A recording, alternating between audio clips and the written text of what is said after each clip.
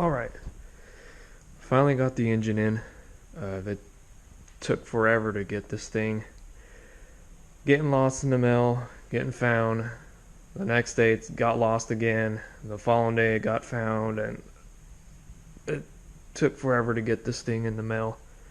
But it's finally here, and I don't know what brand that is. I wanted a Predator 79cc engine, and I wanted to get that one, but I live in California, and that engine is banned here for some reason. Now, I work with the Predator engines. I never really worked with anything other than Predator besides the 49cc engine that comes in the 4-stroke bike kit. So, but this engine looks exactly like the Predator 79cc engine. I did work with the 212s, the 420s, the 30. I think it's the 301s or 308s. But I just find it kind of funny that they banned the 79cc Predator, but they allow all the other bigger engines. They're okay, but the smallest one is banned here. I don't know. I just kind of thought that was funny. But nevertheless, I have this engine. It is a 79cc. It looks exactly like the Predator. It probably is. We know the Predators are Honda clones, and this is probably another Honda clone of some kind. I don't know what the difference is. Doesn't look. I don't see any EPA components on it or carb compliant components on it, so I don't know what the difference is. But this is the engine I'm going to be using. I wanted to go with the bigger engine. I didn't want to use the 49cc engine like the engine I used on the previous build.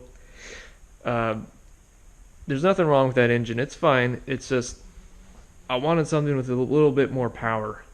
I didn't want to use that 49cc because it's kind of underpowered for the application, and I think something like this would be more fun. This is I guess the 49cc is not. It's a good engine. It's just not as fun when you're putting it on 24, 26-inch tires. For something like a little scooter or a little go-kart, when you got like 10-inch tires, that would be perfect. But yeah, these tires are a little bit bigger than what you'd find on a go-kart. So I wanted something with a bit more power. So I'm going to go with this engine. I got this engine on Amazon, $130 something. I think these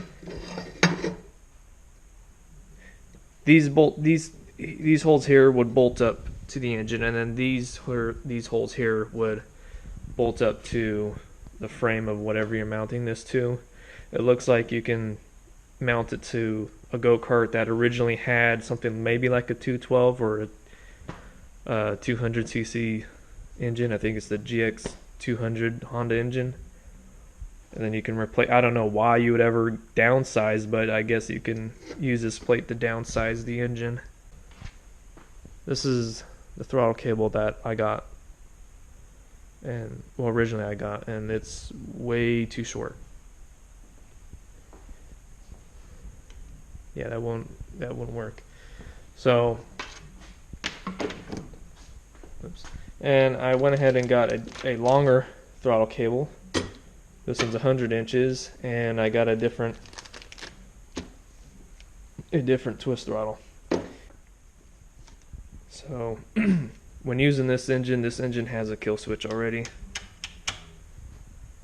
So I didn't really need a kill switch on the throttle. That would be nice if I could, but also this wire is real short too, and it will not reach the engine. So I just went ahead and got a different twist throttle. And now I'm going to try to figure out where to mount this thing. I kind of wanted it here in the center, but it's too wide. If I had it here, it would cover this whole area up, and I wouldn't be able to pedal. So, and also, the thing about using these types of engines is the shaft sticks out. Whereas when you have the 49cc, you have that little transmission that bolts onto the side, and that brings the sprocket in closer. And what that allows is to have it so if you have a sprocket on one of these really thin wheels, the chain alignment would be perfect. But something like this, if you go to mount this kind of center on the wheel, the shaft will be way out here.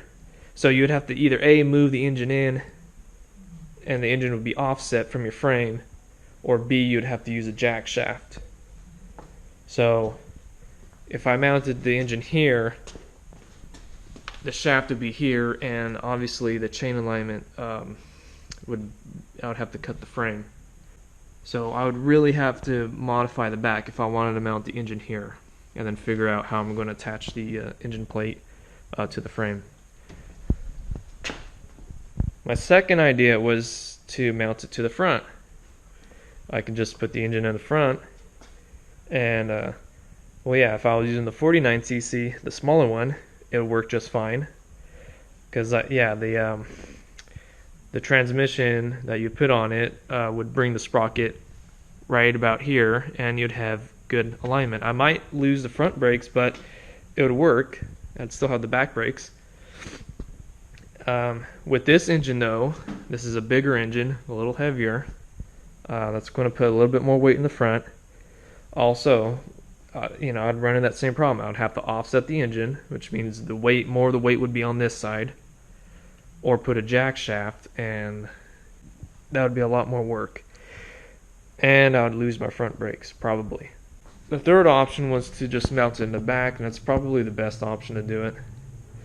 I'm going to lose the basket, which is kind of a bummer. I wanted to keep the basket, but this Trike came with an extra basket.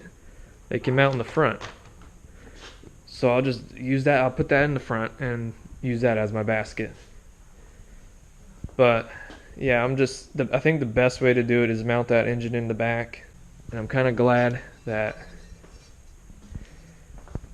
this engine came with this mounting plate, because I can just weld it to these brackets here, so I don't have to make some complicated mounting bracket and just weld it onto those. So it'd be something like that.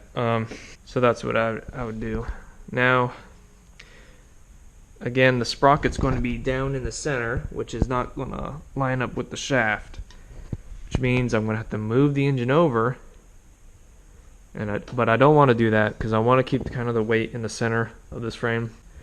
I want to try to keep the weight in the center of this bike. These Trikes aren't really known for good balance. So keeping it here, I'm going to have to use a jack shaft. What I mean by a jack shaft, if you don't know what a jack shaft is, it's an auxiliary shaft. And there's two purposes to a jack shaft. So the first main purpose of a jack shaft is to down gear. You can also up gear, but you usually wouldn't want to up gear. You down gear so you can get more torque to the wheels. So your engine's going to spin faster. You're going to sacrifice speed, but you get more torque to the wheels. The second, and you can do the opposite. Your engine you can have it spin faster on the wheels, but you're going to lose torque on the engine. The second purpose of the jack shaft is for chain alignment. And like in this case, the clutch is going to sit here, the sprocket's going to be on the edge, but it's going to hit the frame, and the sprocket's going to be here. So the chain obviously can't go through the engine. The chain's got to be on the side.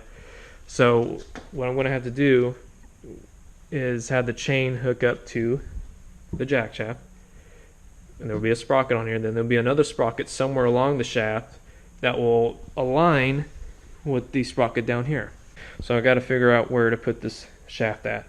Now I was thinking maybe I can put it back here, somewhere along here, but the chain is going to hit that piece, and I'll probably lose this too. And I was thinking, well, maybe I can just put it right here. It gives me, places where I can anchor the bearings at. But mounting it there, the pedals will hit it either here or up here, somewhere in this area. It'll get in the way with the pedals, and your feet will be, your heels will be hitting the shaft. So I figured probably the best way to mount this is right under here. Sorry, I'm doing this with one hand. So somewhere in here, right under the engine, and that will tuck it away. That'll be a very, very snug fit. It'll fit very snugly, but I think it's the best. That would be the best area to mount it. It tucks it away. You don't have to look at it. But that's where I'm at right now. So I'm going to go ahead and weld that little engine plate to those brackets down there so I can mount the engine. I'm going to take the basket off and weld these to a flat bar, which will then I can bolt to the frame. And these are the bearing. They're not. This ain't. I'm not using pillow blocks. I'm using these bearing washers. So you'd have to use these type of bearings with the get over here with the clip right here on the side, so that way it fits in like that, and it won't slide all the way through. But these pieces you do have to weld. Unlike pillow blocks, you just bolt them to your frame. These ones you do have to weld onto a piece of metal or weld onto your frame.